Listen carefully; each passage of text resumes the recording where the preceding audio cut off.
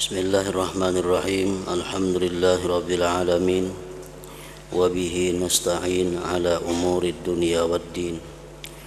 Asyhadu an la ilaha illallah wahdahu la syarika lah wa asyhadu anna sayyidana Muhammadan abduhu wa rasuluh. Allahumma salli wa sallim wa barik ala sayyidina maulana Muhammad wa ala alihi wa ashabihi wa mawalah. Qala al-musannif al-imam hujjatul islam Abu Hamid Muhammad bin Muhammad al-Ghazali rahimahullah wa nafa'ana bi ulumi. Wa qala Umar bin Abdul Aziz al-fikratu fi ni'amillah azza wa jalla min afdalil ibadah. Wa qala Abdullah ibn al-Mubarak yauman li Sahl ibn Ali wa ra'ahu sakitan mutafakkira aina balagta qala as-sirat. Wa qala Bishrun law tafakkara an-nasu fi 'azamatillah ma asawullah azza wa jalla. Wa 'an ibn Abbas rak'atani muqtasidatani fi tafakkurin khairun min qiyami lailatin bila qalbin. Wa bainama Abu Shuraihin yamshi id jalasa fatakanna'a bi kisaihi faja'ala yabki faqila lahu ma yubkik qala tafakkartu bi dhahabi umri wa qillati amali wa iqtirabi ajali. Wa qala Abu Sulaiman awwidu a'yunakum al-buka'a wa qulubakum at-tafakkura. Wa qala Abu Sulaiman al-fikru fid dunya hijabun anil akhirah wa uqubatun li ahlil wilayah. Wal fikru fil akhirah yurithul hikmata wa yuhyil qulub. Wa qala Hatim minal ibrati yazidul ilmu wa minadh dzikri yazidul hubbu wa minat tafakkur yazidul khawf. Wa qala Ibnu Abbas at-tafakkur fil khair yad'u ilal amali bih wan nadamu ala syarri yad'u ila tarkih.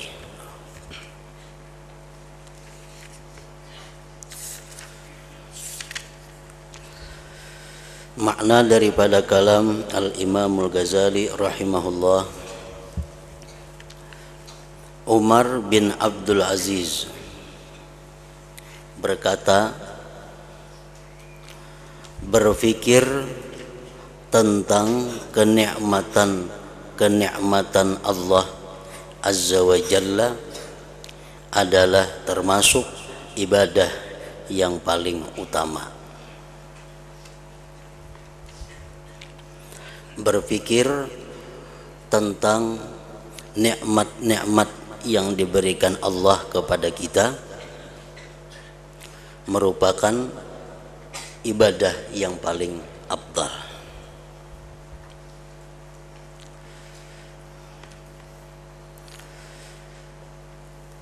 Nikmat ada terbagi dua. Pertama nikmat zahir, yang kedua nikmat batin.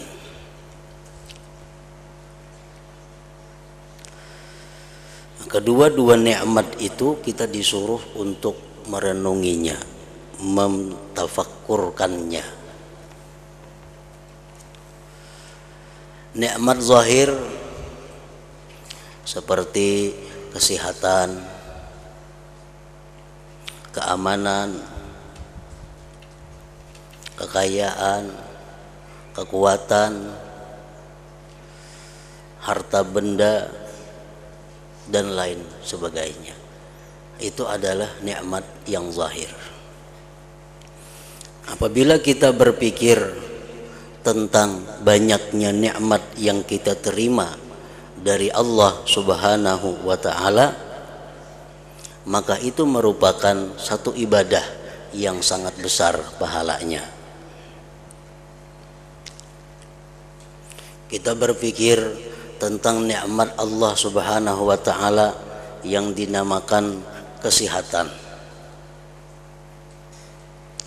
Berapa harganya, berapa mahalnya nikmat kesehatan itu kalau dihitung dengan duit.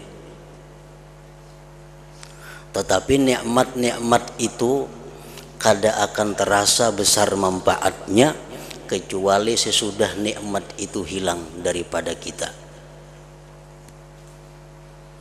Kita kadang merasa berapa harganya, betapa pentingnya sihat, kadang merasa kecuali sesudah sakit. Nah, hendaknya jangan sampai yang demikian itu. Kita tafakur, kita berpikir nikmat yang diberikan Allah Subhanahu wa ta'ala kepada kita itu contoh nikmat yang zahir. Ada lagi nikmat yang batin. Nikmat yang batin seperti yang difirmankan Allah, siratal ladzina an'amta alaihim ghairil maghdubi alaihim waladdallin. Nikmat yang batin seperti nikmat Islam dan iman, nikmat tauhid, nikmat ilmu yang diberikan Allah kepada kita, nikmat hidayah, nikmat taufik dan lainnya. Nah, itu pun kadangkala pentingnya untuk dipikirkan. Dengan adanya berpikir tentang nikmat-nikmat itu, sehingga kita bisa mensyukurinya, bisa berterima kasih kepada Allah Subhanahu wa ta'ala. Nikmat Islam ini nikmat yang sangat mulia, nikmat yang sangat mahal. Dari penduduk dunia sebanyak kurang lebih 5 miliar manusia, hanya sekitar 1 miliar yang diberi Allah nikmat Islam ini. Termasuk diantaranya kita-kita yang menerima nikmat Islam itu. Nikmat Islam jauh lebih mahal di sisi Allah daripada nikmat harta, benda dan sebagainya. Berpikir tentang kenikmatan Allah Azza wa Jal adalah termasuk ibadah yang paling utama.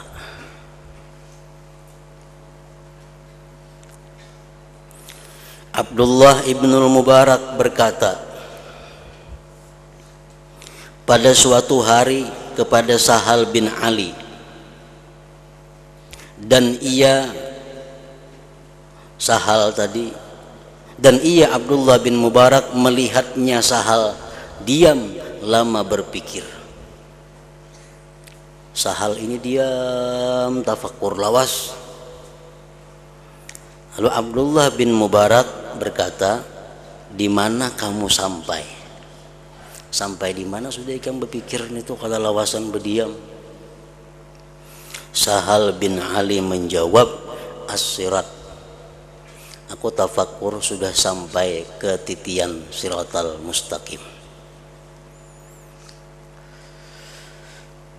Nah, artinya bahwa berpikir mengenai akhirat, berpikir tentang kematian, berpikir tentang kubur, berpikir tentang mahsyar, berpikir tentang mizan timbangan amal, berpikir tentang siratal mustaqim, itu pun termasuk ibadah.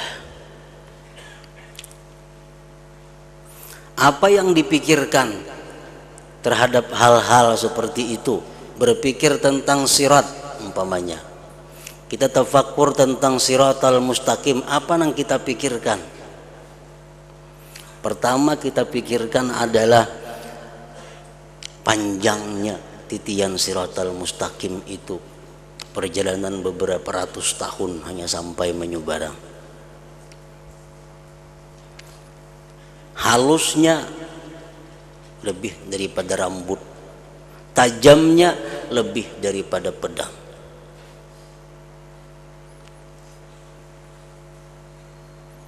Itu yang pertama kita pikirkan tentang sirat itu.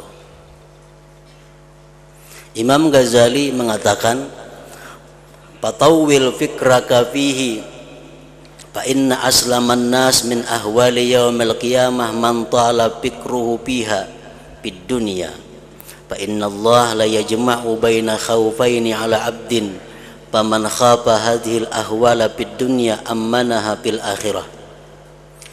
Ujar Ghazali mengatakan, lamakanlah pikirmu atas hari akhirat itu. Lawasi berpikir tentang hari akhirat itu. Sesungguhnya orang yang paling selamat dari huru hara hari kiamat itu orang yang lama berpikir tentang hari kiamat di dalam dunia.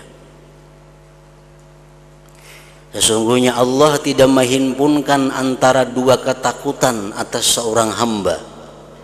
Maka barang siapa yang takut akan huru hara hari kiamat di dalam dunia, Allah amankan dia dari huru hara itu fil akhirat, di akhirat nantinya.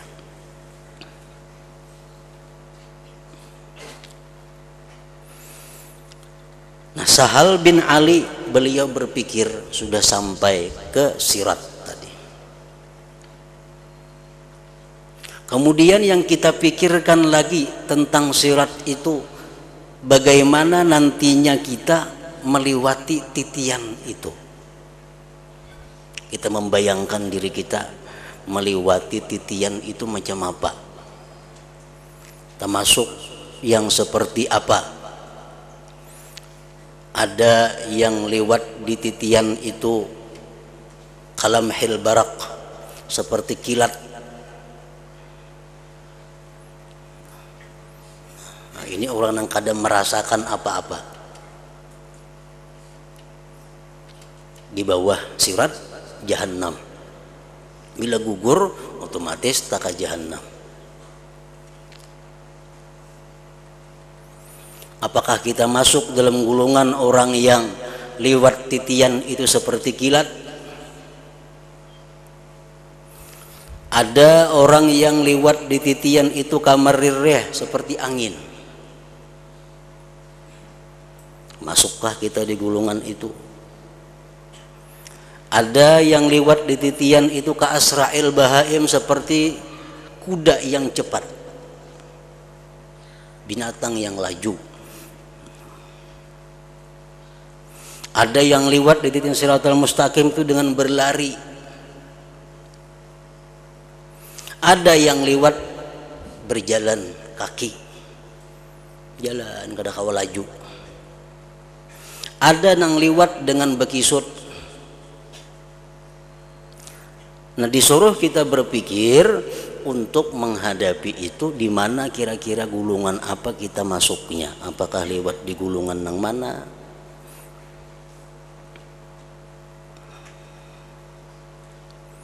Orang-orang yang masuk surga tanpa dihisap itu jelas sudah mereka itu cepat seperti kilat atau seperti angin. Nah, orang-orang yang di padang mahsyar itu melalui hisap, melalui perhitungan-perhitungan, tentu dia akan lewat sirat itu dengan berjalan kaki. Karena di sirat itu terdiri ada 7 pos, 7 penjagaan. Ini merupakan penjagaan terakhir yang mencek tentang buku amal catatan manusia. Pos yang pertama, malaikat bertugas mencek tentang syahadatain, 2 kalimat syahadat kita.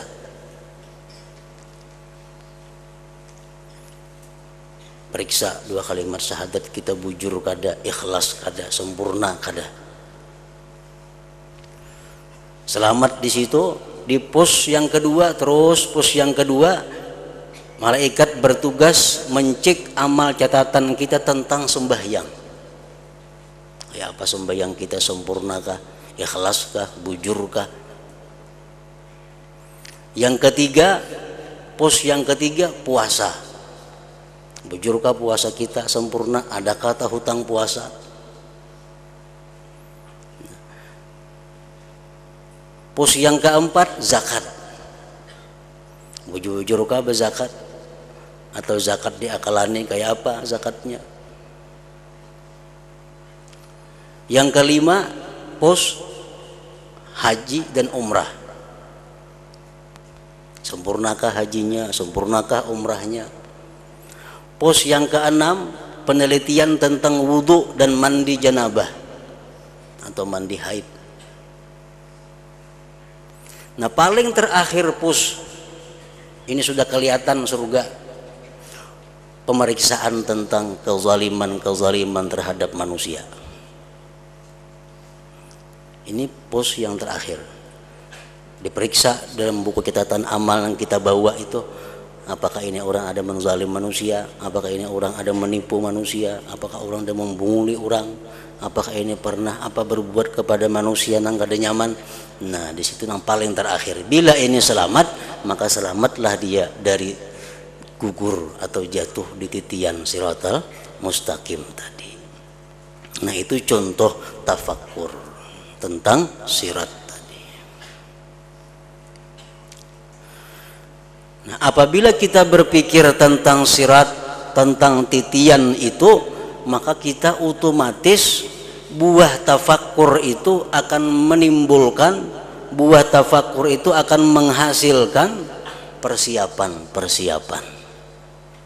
Kita cari apakah ada amalannya supaya di titian siratal mustaqim itu lancar. Itu hasil daripada buah daripada tafakkur. Setelah kita memikirkan betapa beratnya liwat di titian siratal mustaqim itu, lalu kita berusaha mencari jalan kayak apa supaya bisa selamat. Rasulullah SAW memberikan jalan. Ujar Nabi kita, man yakunil masjidu baitah dhaminallahu birrauhi warrahmah wal jawazi ala sirat.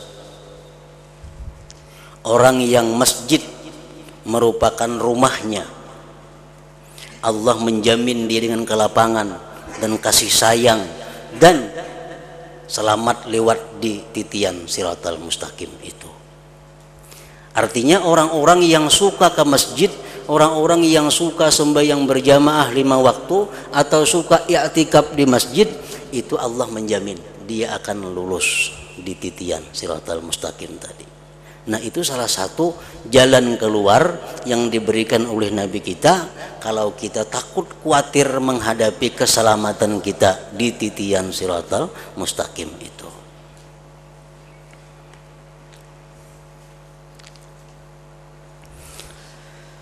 Bishrul Hafi berkata, jikalau manusia berpikir tentang kebesaran Allah, niscaya mereka tidak berbuat maksiat kepada Allah Azza wa Jalla. Jikalau kita mau bertafakkur tentang keagungan Allah, niscaya kita kada tagawi maksiat itu, kada terperbuat maksiat itu. Kalau kita tafakkur tentang keagungan Allah, kebesaran Allah.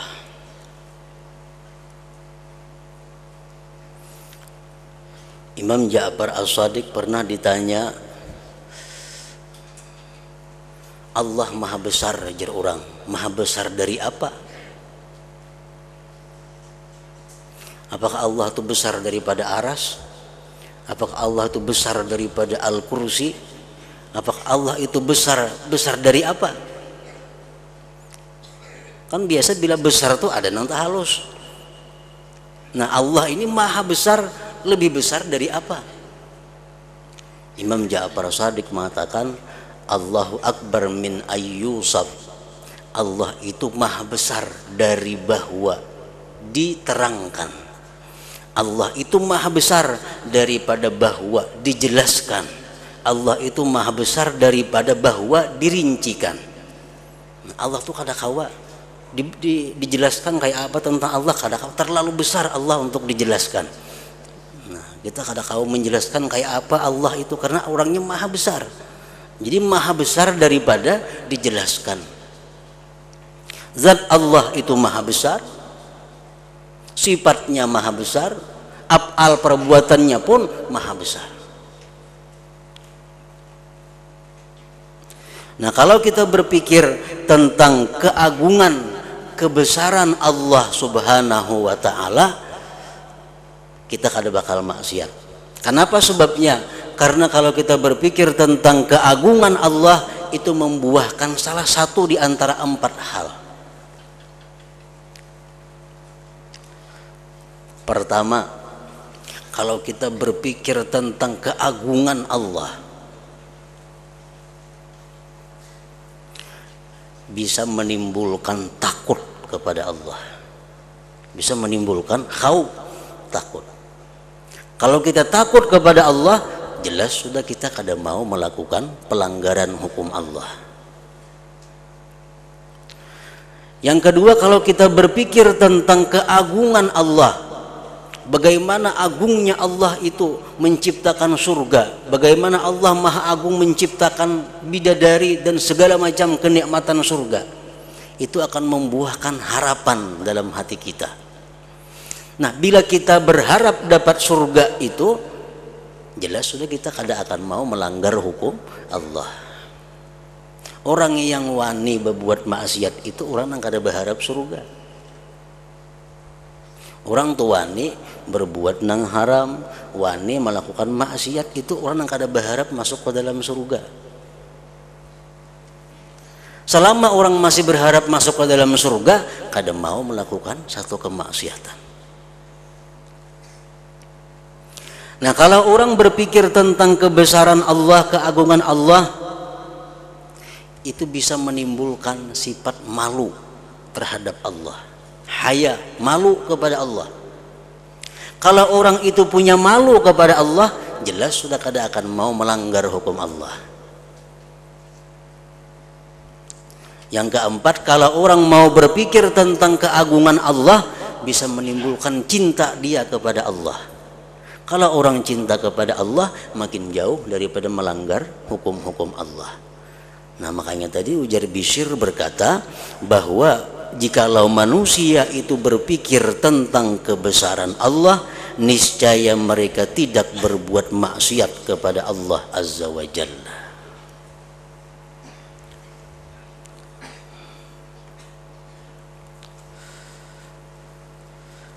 Dan dari Ibni Abbas radhiyallahu anhuma, ia berkata, 2 rakaat yang sederhana dalam tafakkur adalah lebih baik daripada mengerjakan salat 1 malam tanpa hati.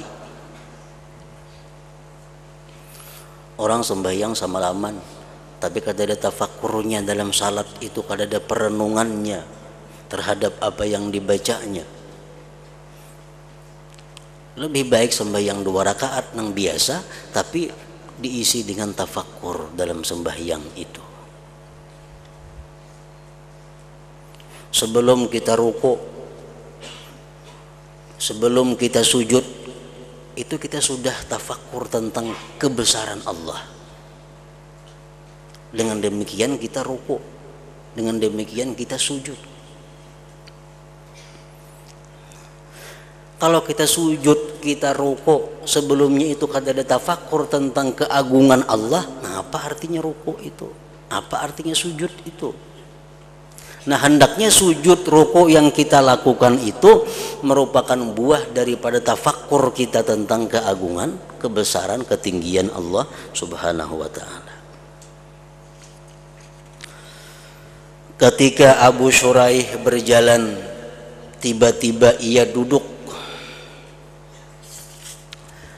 lalu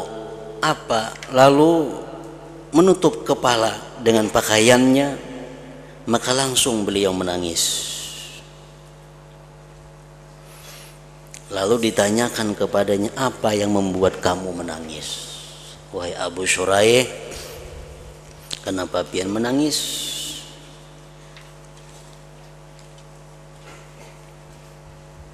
Abu Shuraih menjawab, saya berpikir tentang perginya umurku. Aku tadi berpikir tentang hilangnya umurku. Berapa sudah umur menghilang? Dan sedikitnya amalku. Dan dekatnya ajalku. Itu yang aku pikirkan tadi, maka tangis nih. Umur sudah berapa tahun yang hilang. Sedikit amal kebaikan, sedikit ibadah kepada Allah, sedangkan ajal lagi sedikit habis.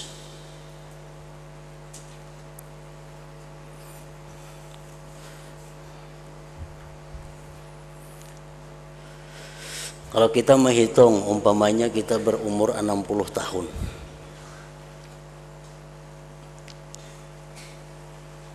Enam puluh tahun sudah umur yang kita jalani. Berarti kebiasaan umur 60 tahun ini sudah lebih separuh jalan. Jarang ada orang berumur 120.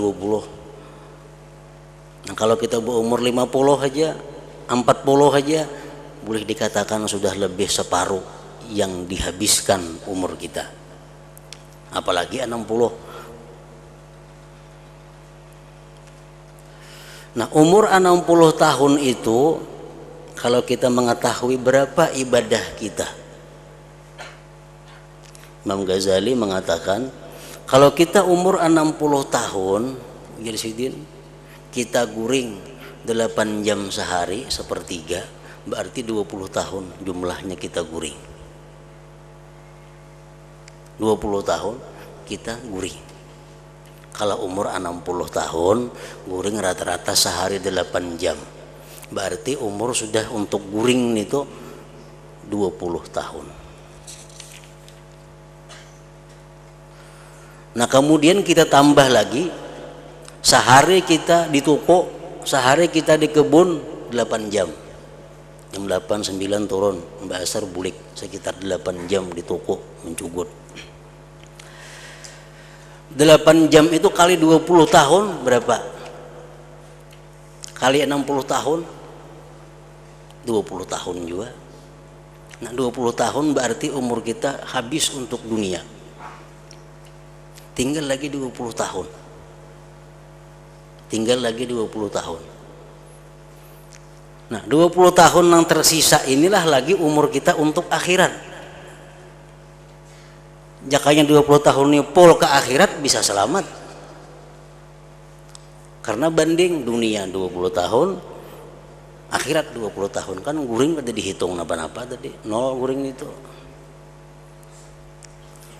Nang payah kita, yang sulit kita membayangkan keselamatan, 20 tahun sudah habis untuk urusan dunia, sisa 20 tahun ini kada sampai lagi untuk akhirat.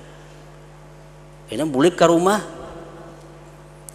urusan dunia pulang umpamanya, bulik di toko, main bola di TV 2-3 jam, lihat sinetron macam-macam.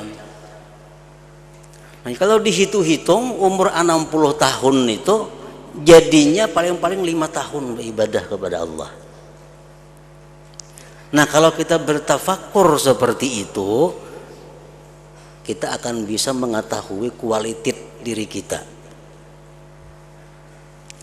Nah, dalam hal macam itu, kalau kita berharap kita bisa masuk surga, itu angan-angan ngarannya. Angan-angan. Diberi Tuhan umur 60 tahun, 5 tahun beribadah, mengharap ke surga, itu angan-angan ngarannya. Jakanya umur 60 tahun, 30-30, berharap nah itu bisa. Orang berabah ditilam, mudahan datang duitnya 1 miliar ke rumahku nih, itu angan-angan ngarannya, becari kada, apa kada. Nah, kalau orang berusaha mendulang misalnya, berharap dapat intan kayak hintalo itik, nah itu berusaha itu kada mahayal ngarannya. Nah, sama hal kalau kita mengharapkan surga kepada Allah, tapi modal kita ini kada pantas untuk surga, itu angan-angan ngarannya. Nah, itu yang membuat Abu Shuraih ini beliau menangis tadi. Nah, karena mentafakurkan itu, saya berpikir tentang perginya umurku dan sedikitnya amalku dan dekatnya ajalku.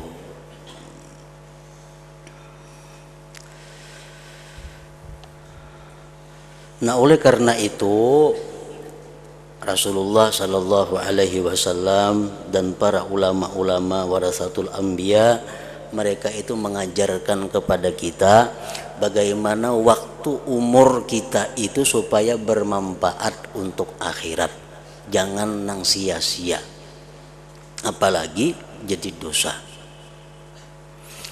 Kita ambil contoh misalnya guring tadi makan waktu 20 tahun. Itu ada sedikit waktu terbuang untuk guring. Nah, kayak apa caranya supaya guring itu dijadikan supaya ibadah? Kayak apa caranya supaya guring itu berpahala? Jadi mengeluarkan 20 tahun tambahan. Nah, para ulama mengajarkan antara lain bisa guring itu menjadi pahala dengan niat yang baik. Dengan niat yang baik. Inya guring pertama untuk menunaikan hak tubuh. Inya guring dengan niat supaya sihat awak untuk mengabdi beribadah kepada Allah. Nah, kalau bangunnya kayaknya beribadah, bisa niatnya macam itu. Orang-orang penuntut ilmu itu kawa niat guring supaya kada mengantuk menuntut ilmu, supaya sihat menuntut ilmu. Kenapa? Karena seharian hidupnya adalah menuntut ilmu. Kalau orang-orang yang berusaha, berkebun, bertani, ada cocok untuk ibadah, isuknya bertani. Nah, itu jalan pertama dengan niat bisa guring itu menjadi ibadah. Yang kedua, guring itu bisa menjadi ibadah dengan zikrullah. Zikrullah umum salawat, tasbih, Quran, apakah? Artinya apa? Kita hendak guring itu bebacaan. La ilaha illallah, umpamanya la ilaha illallah. Nah, sampai kita tak guringan, tak ampih kita tak guringan. Jakanya kita kada guring bacaan terus nih, cuma tak guringan. Nah, berapa jam kita guring itu kita dinilai sebagai orang yang berzikir tadi ngarannya. Nah, ini cocok untuk pengusaha nang niat nang tadi kada cocok. Jadi hendak guring baca salawat, Allahumma sholli ala sayyidina Muhammad wa ala ali sayyidina Muhammad, Allahumma baca sampai hanyut, sampai guring hilang. Nah, berapa jam guring, maka kita dihukumkan sebagai orang yang bersalawat atas Nabi sallallahu alaihi wasallam. Ini salah satu cara untuk memanfaatkan guring supaya jadi nilai ibadah atau nilai kebaikan. Kalau kadang itu kayaknya takur.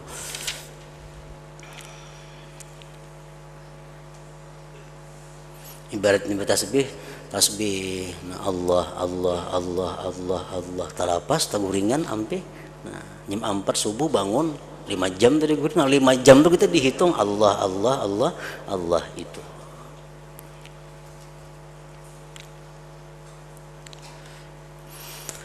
Abu Sulaiman berkata, berpikir tentang dunia adalah hijab dari akhirat.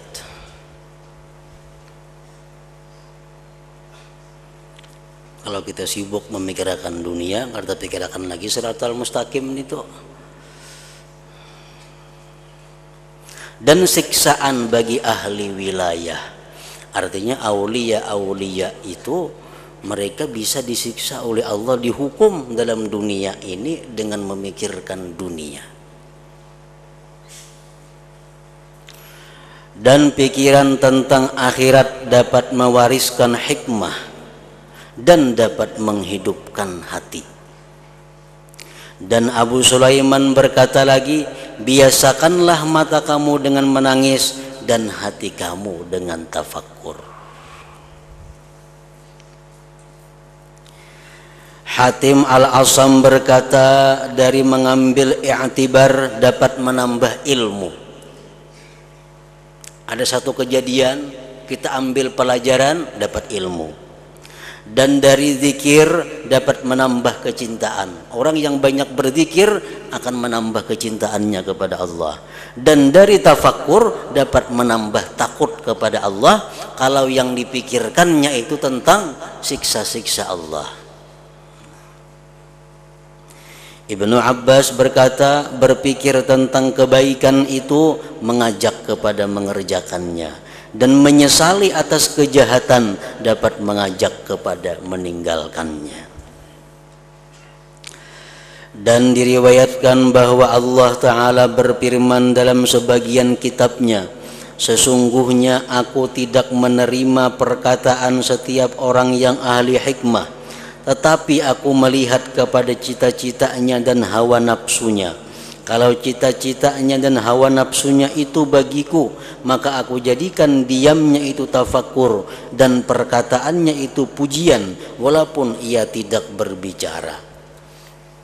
Nah, jadi ini artinya kayak apa supaya kita bisa tafakkur itu.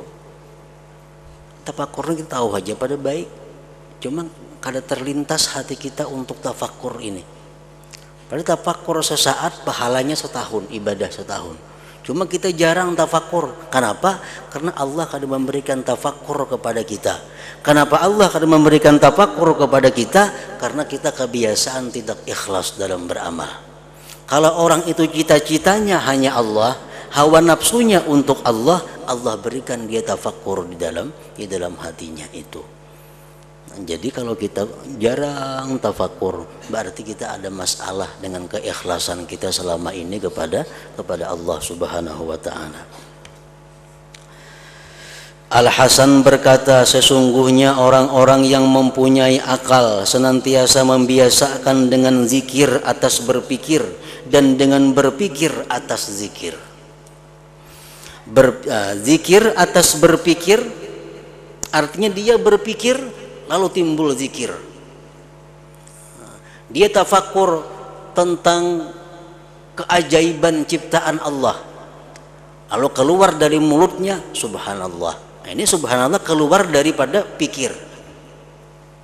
Dengan zikir atas berpikir, dan dengan berpikir atas zikir. Dia berzikir kepada Allah lalu tafakkur apa yang dizikirkannya itu. Nah, sehingga mereka berbicara dengan hatinya, lalu hati itu berbicara dengan hikmah. Ishaq bin Khalaf berkata, adalah Daud At-Tai rahimahullahu ta'ala. Daud At-Tai di atas luting pada malam yang terang benderang. Lalu ia bertafakkur tentang kerajaan langit dan bumi. Sedang ia memandang ke langit dan menangis. Di atas luting tafakkur melihati bulan purnama nang terang. Beliau memikirkan tentang keajaiban ciptaan Allah, kerajaan Allah langit dan bumi. Daripada asiknya tafakkur sehingga ia jatuh, gugurnya pas ke rumah tetangga sebelah.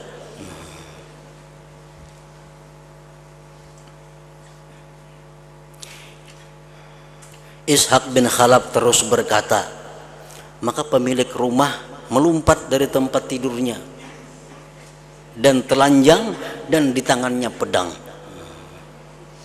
Ini ada maling di rumah nih. Dan ia menyangka bahwa yang jatuh itu adalah pencuri. Lalu ketika ia memandang kepada Daud, maka ia kembali dan meletakkan pedang dan berkata, siapakah yang menjatuhkanmu dari luting? Siapa yang gugur akan pian? Daud menjawab, saya tidak merasa dengan demikian. Aku ada tahu gugur di mana? Aku ada tahu juga. Nah, gugur aja kada merasa lagi karena asiknya tafakkur tentang kerajaan Allah Subhanahu wa taala. Al-Junaid berkata, paling mulia majlis dan paling tingginya adalah duduk beserta berpikir pada lapangan tauhid. Menghirup udara dengan udara ma'rifat, minum dengan gelas kecintaan dari lautan kasih sayang, dan memandang dengan husnuzan kepada Allah Azza wa Jalla. Kemudian Al-Junaid berkata, hai dari majlis-majlis alangkah agungnya dan dari minuman alangkah lezatnya, berbahagialah orang yang dianugerahi dengannya. Tempat duduk atau majlis, di situ kita berpikir tentang lapangan tauhid. Contohnya kita melihat satu ciptaan Allah Subhanahu wa taala. Umpamanya kita duduk di hadapan sebatang pohon. Nah, kita tafakkur tentang pohon itu adalah ciptaan Allah. Di mana kita mendapatkan tauhidnya? Allah berfirman, "Lau kana fihi ma'alihatun illallah lafasadata." Jikalau ada antara langit bumi ini Tuhan selain Allah, hancur keduanya. Makanya Tuhan tuh ada, Saikung lagi selain Allah hancur sudah. Nah, pohon ini menunjukkan adalah tauhidnya Allah. Kalau ada dua Tuhan, kada ada pohon, kada ada pohon. Misalnya Tuhan dua, dia Tuhan nang Saikung, aku hendak menghujanakan ari. Ujar nang Saikung, jangan. Nah, Tuhan berlawanan. Saikung menghujanakan, Saikung hendak kada. Nya Saikung kalau itu aku bakalah. Nah, bakalah kada Tuhan ngarannya. Nah, mau. Jikalau dua Tuhan kada terjadi alam ini. Jadi adanya alam, adanya sebatang pohon di hadapan kita duduk itu menunjukkan tauhidnya Allah Subhanahu wa taala. Ya Tuhan, pohonnya nak ku hidupkan, ku kembangkan jadi subur. Nah, nya Saikung jangan berlawanan kada kawa, kada mau jadi pohon. Tentu itu ada satu aja nang maaturnya. Nah, itu ngarannya lapangan tauhid. Menghirup dengan udara ma'rifah. Nah, setelah inya tauhid bahwa pohon ini menunjukkan bahwa satunya Allah, akhirnya dia kenal bahwa yang menciptakan pohon ini adalah satu, yaitu Allah Subhanahu wa taala. Tidak ada Tuhan selain itu. Buktinya ini pohon yang hidup di hadapanku. Nah, itu ma'rifat ngarannya. Minum dengan gelas kecintaan dari lautan kasih sayang. Akhirnya dia tafakkur. Dia melihat kasih sayang Allah. Allah pelihara pohon ini. Allah sirami pohon ini. Allah jaga pohon. Akhirnya pohon ini bisa hidup dengan kebaikan Allah Subhanahu wa taala. Nah, dari kebaikan Allah kepada pohon itu menimbulkan dalam hatinya cinta kepada Allah Subhanahu wa taala.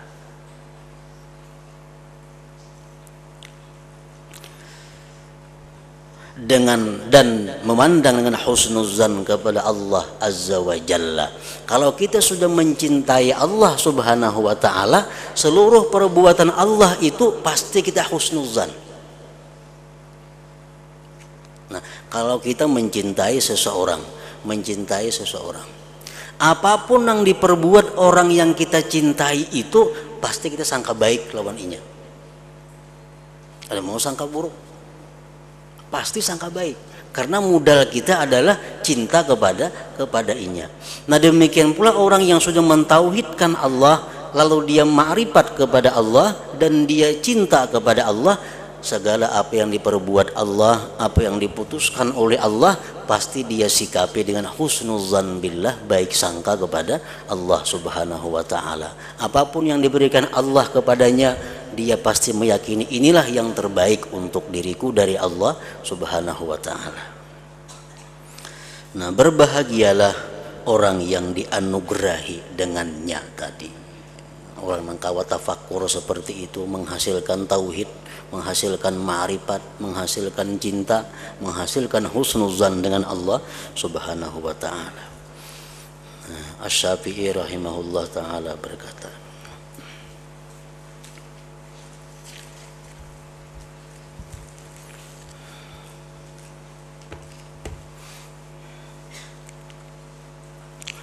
afdalul dzikri fa'alam annahu la ilaha illallah Muhammadur Rasulullah la ilaha illallah Muhammadur Rasulullah la ilaha illallah Muhammadur Rasulullah La ilaha illallah La ilaha illallah La ilaha illallah La ilaha illallah La ilaha illallah Allahu Allah Allahu Allah Allahu Allah Allahu Allah Allahu Allah Allahu Allah Allahu Allah Allahu Allah Allahu Allah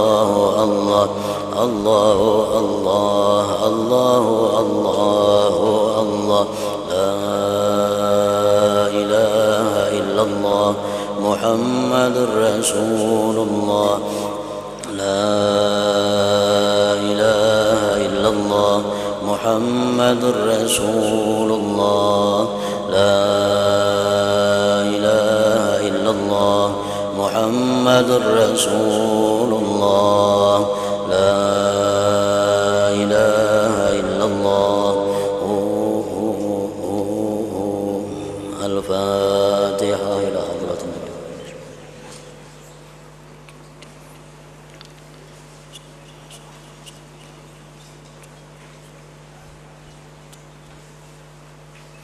فيا أيها الرجل منه شفاعة صلوا عليه وسلموا تسليما اللهم صل